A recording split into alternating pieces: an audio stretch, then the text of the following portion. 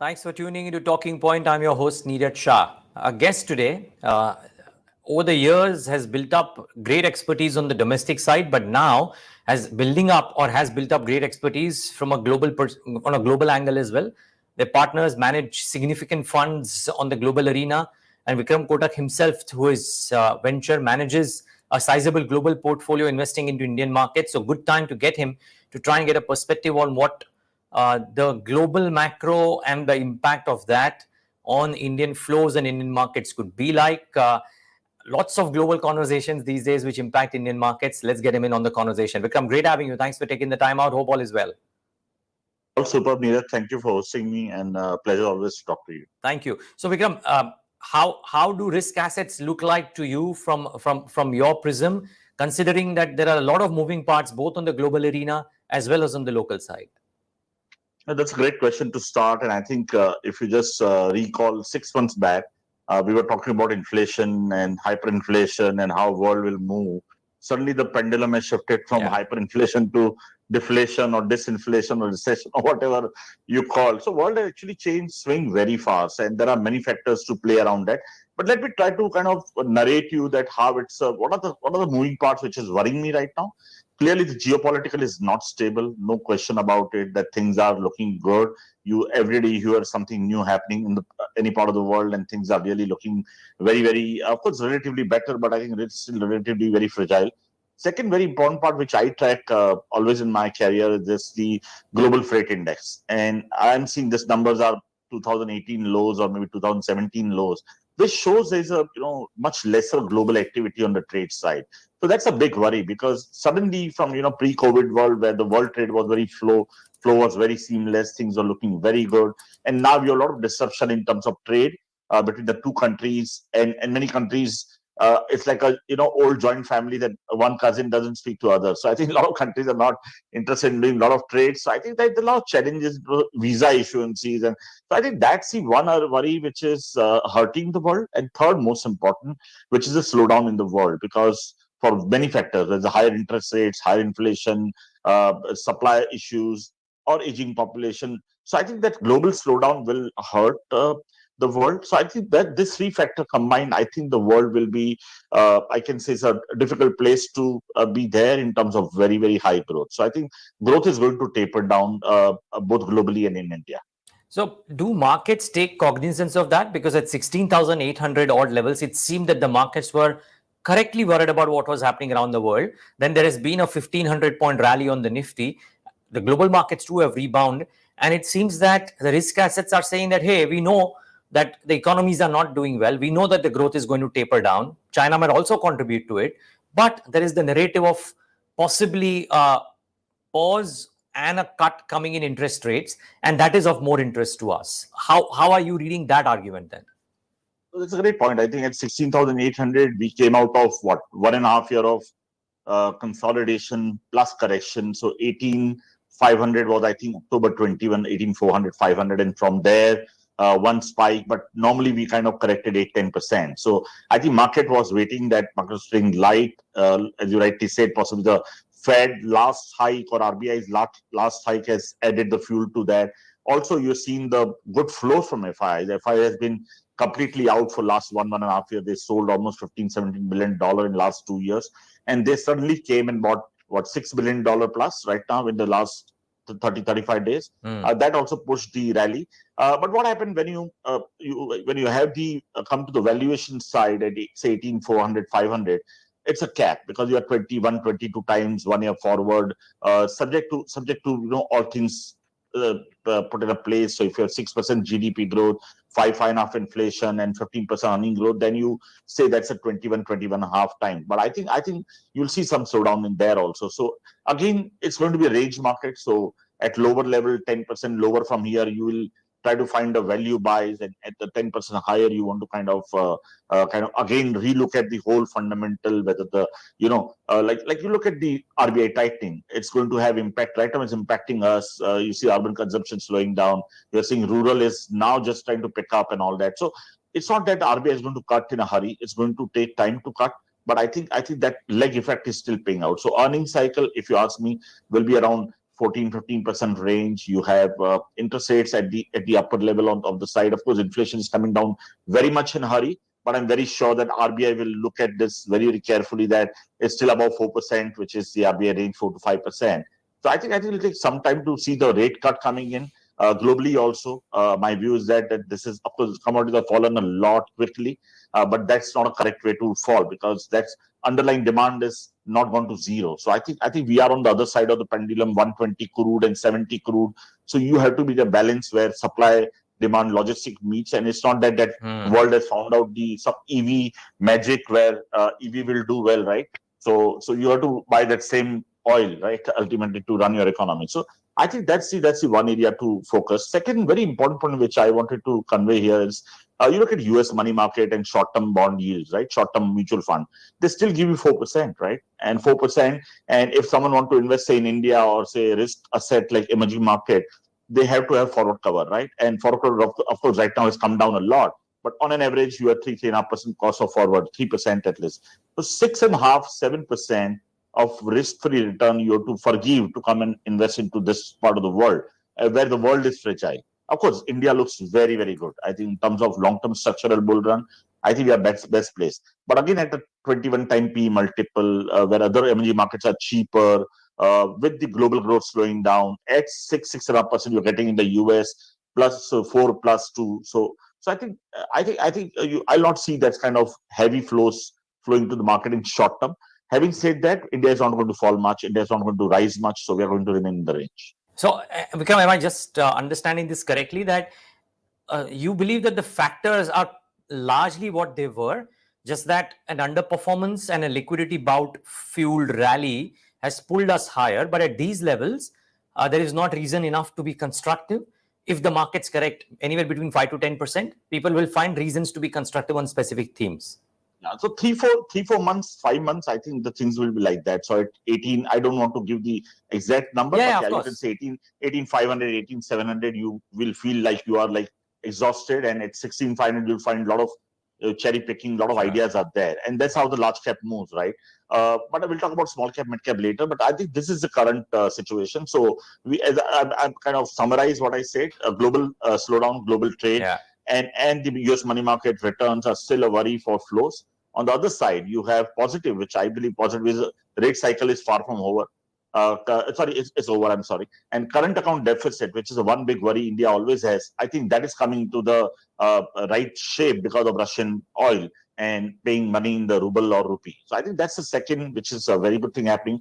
And third very good thing, which is domestic headline data, which is GST or direct tax. I think all are showing some kind of buoyancy for sure. So I think there are 3 or 4 good positive.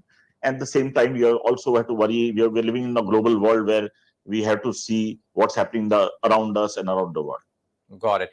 Vikram, just before we get to the micro, though, I wanted one slightly macro esoteric question, because you mentioned that in your last answer, which is Indian payment in ruble or rupee, as the case may be.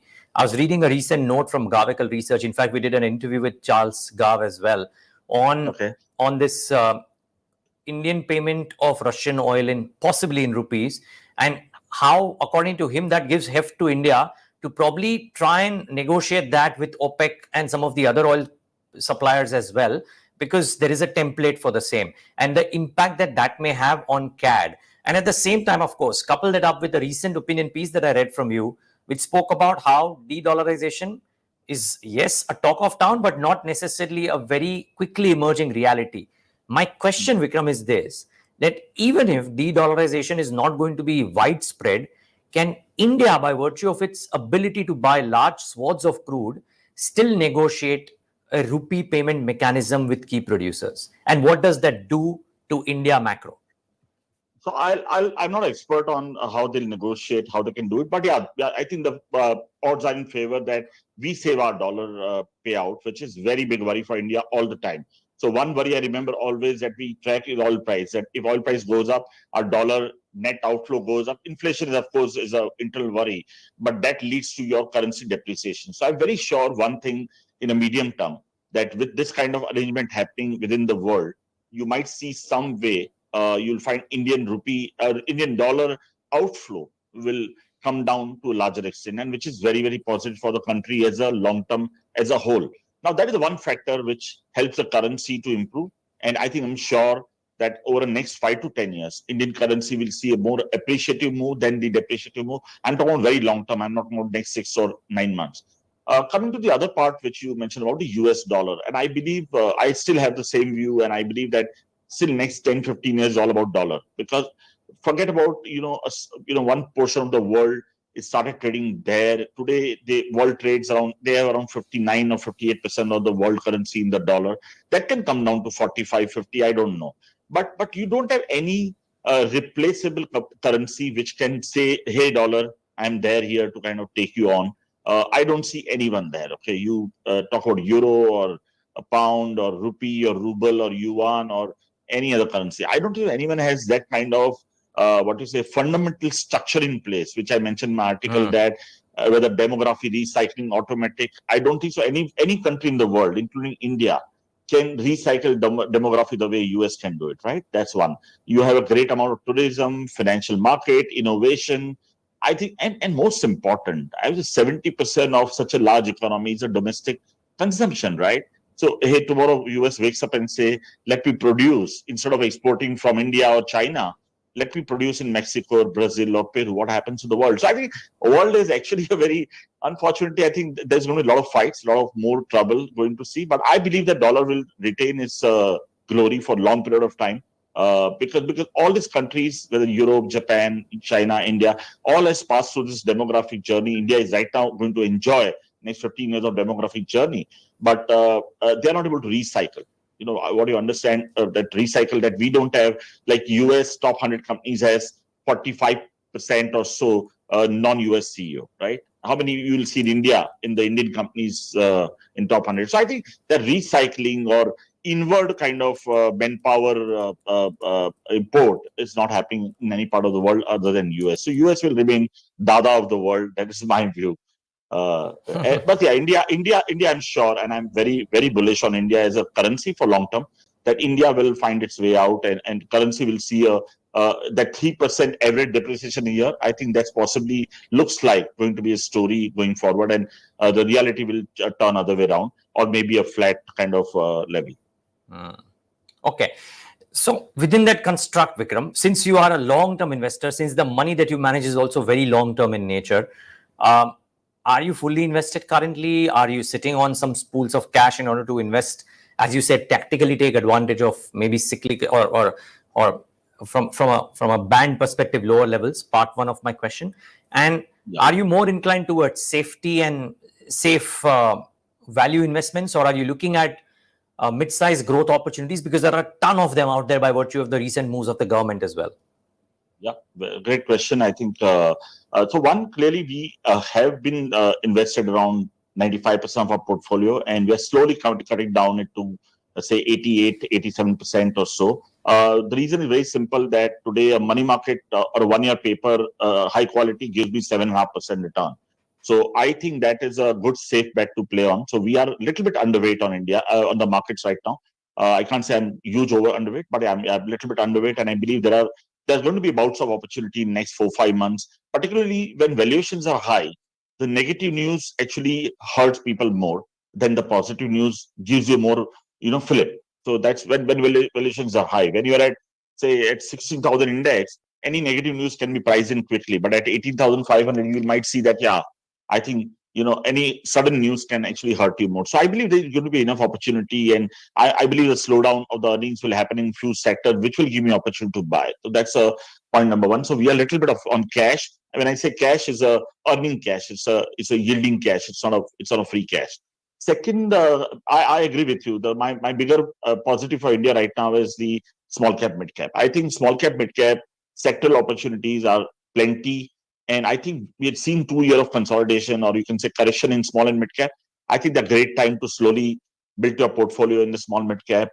Once the interest rate cycle start looking on the downward side globally as well in India, I think this sector will immensely benefit. Also, what is happening, other reason why the sector looking good is the whole manufacturing cycle, whole capex cycle has been stagnant for years and years. If you look at the data, India's top 200 companies, has the lowest debt to GDP ratio of last 15 years today. Or look at a capex cycle. It's the highest in last 15 years, government capex. State capex is on boomerang. You look at the incentive given by the government on the PLI, manufacturing. Also, a lot of capacities are exhausting in India. So I think net manufacturing and capex is likely to kind of take the center spot, and that sector will likely to do well. And surrounding that sector, there are many sectors in small and mid cap, like you mentioned. It can actually also benefit the ancillary sector by virtue of that. So I'm more bullish on mid cap, small cap, but with a couple of years view. And I think next 4-5 months, 3-4 months of correction, whatever will come, I think we'll get a good opportunity to really add on onto a lot of small and mid caps. Okay, I'm trying to ask a slightly different question, Vikram. If so, I don't know where you are constructive, where you are not. Actually, let me ask you that first. I'll tell you. And then I'll ask a follow-up question, which is slightly different in nature. But first, where you're constructive, where are you not? Sure. So clearly, I think capex cycle and if you look at capex and manufacturing cycle is the top of the priority. Of course, capex stocks have moved dramatically. Last 1 year, if you look at mid-cap capex companies, have moved 3-4 times. Yeah. So valuations have gone bizarre. So I think that's the one area to worry, that too much is priced in too fast, and when the correction happens, you get the same. So in correction, I'll buy first capex and manufacturing area. That's my top priority. I will also play around ancillary sector of capex, which is rating agency, even cement, for example. I'm very bullish on cement for next 2 years, 2 to 3 years time. Simple reason: capex cycle, real estate demand coming back, interest rate going to come down slowly. You'll see more and more money going to the housing. So I think net, and I think roads are building. You see anywhere in Mumbai also, everywhere there's a road construction, and across India. So I think I'm very bullish on cement, extremely bullish on cement, I can say, which is actually a ancillary to capex and growth in the country, whether it's a manufacturing or it's a road construction infra or a real estate. So I think that's the one sector which is micro-wise, I'm very bullish.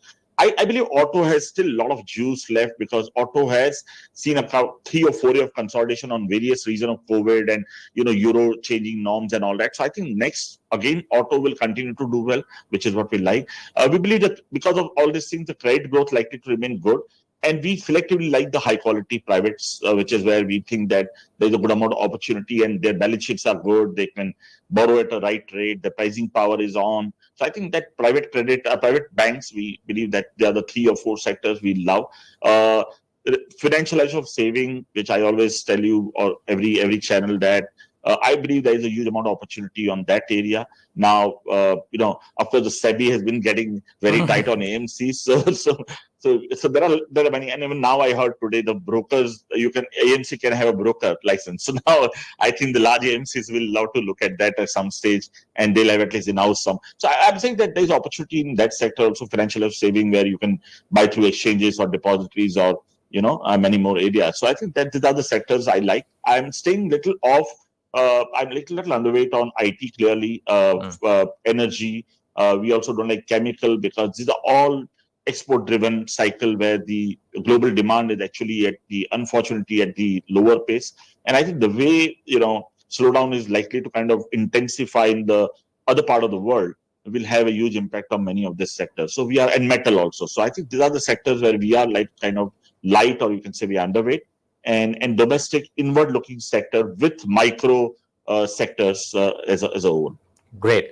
Okay. So no questions on the underweight, no counter questions there. Seems fairly logical there. Even on the gaining side, Vikram, the theory seems pretty solid. I just have one question on the mental model that you might be applying in themes wherein, the past may have been checkered, but maybe due to policies, the future may seem rosy. But your thoughts do get hitched to the past. You look at the past performance, you look at past ratios, you look at the management records, and due to various reasons, the last 5-10 years may not have been great. So I'm trying to understand, how does Vikram Kotak think about when he invests, say, for example, in electronic manufacturing, in railways, in some mid caps or small caps, wherein the past has not been great, but you still convince yourself about the future. How do you do that, and where are you doing that?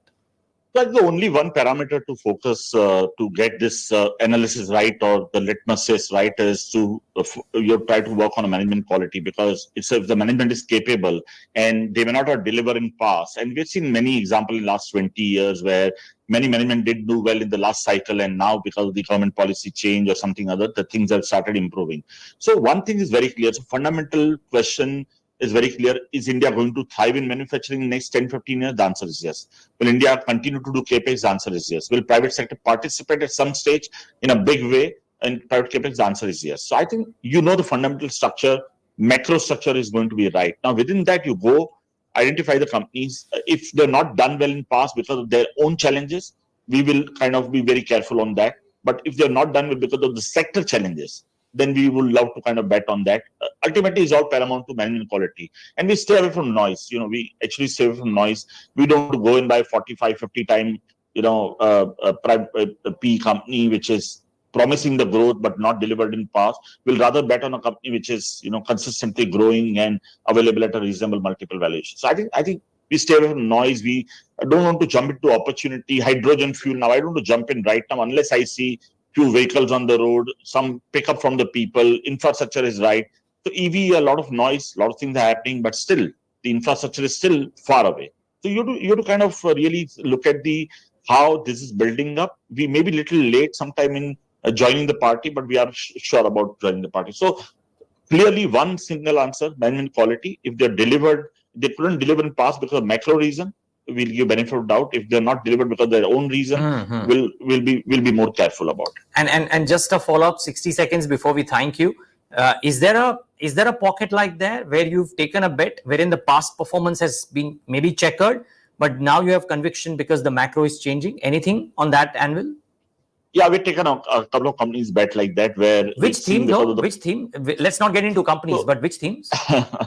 So we picked up a sports theme where we believe that that's a big opportunity in India for next 10, 15 years. Okay. Rating agencies where last 15 years has been tough because of the capex cycle or investment cycle was completely drawn, but the management quality was good. So now they're actually kind of on the verge of kind of breaking out on that. So we believe rating agencies in India will have a great future.